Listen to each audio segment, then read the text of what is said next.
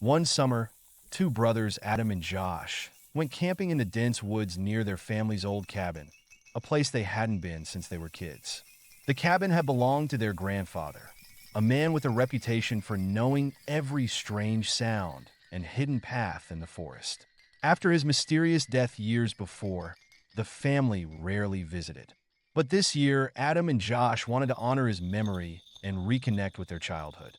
They arrived at dusk, the sky dimming behind thick, towering trees. The air was cool and quiet, and as they stepped inside the cabin, memories of their grandfather flooded back. The smell of wood smoke, his ancient rocking chair in the corner, and the dim lantern light. They set up camp for the night, ready for a weekend of hiking and exploring. But that first night, they heard something strange.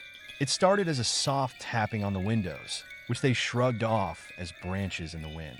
But then it grew louder, persistent, as if someone or something was deliberately knocking. Adam, always the braver of the two, decided to investigate. Armed with a flashlight, he stepped out into the pitch-black forest, telling Josh to stay inside.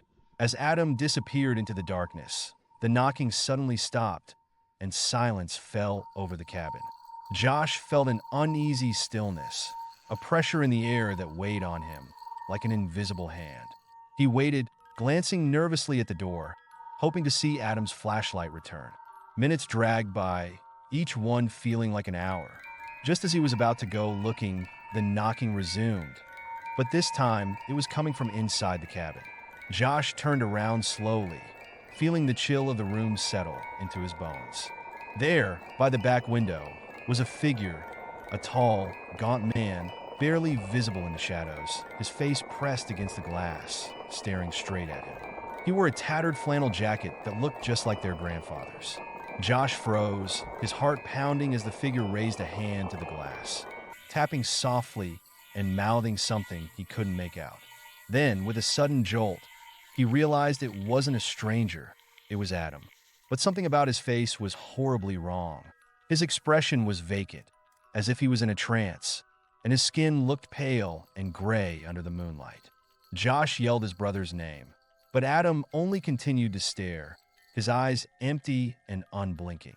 Suddenly, a heavy hand clamped down on Josh's shoulder, pulling him back. He turned, expecting to see Adam. Yet Adam was behind him, holding the flashlight, looking confused and disoriented. Josh looked back at the window, but it was empty. The figure, his brother, was gone. They both backed away, shaken, Adam swearing he had only gone to the edge of the trees and hadn't seen or heard anything unusual. Trying to brush off the incident, they locked the doors and agreed to leave in the morning. But sleep didn't come easily. Both lay wide awake, waiting for the first light of dawn. The next morning, they packed up hastily, both anxious to leave the cabin behind. As they were loading the car, Josh noticed a photograph nailed to the cabin's front door. It was an old black and white picture of two boys, identical to him and Adam, standing in front of the same cabin. Only this photo looked ancient. The two boys in the picture wore expressions of sheer terror. But as they looked closer, they saw something else, a tall, shadowy figure, standing behind the boys, just barely visible. And though faded, the figure's face was unmistakable. It looked exactly like their grandfather,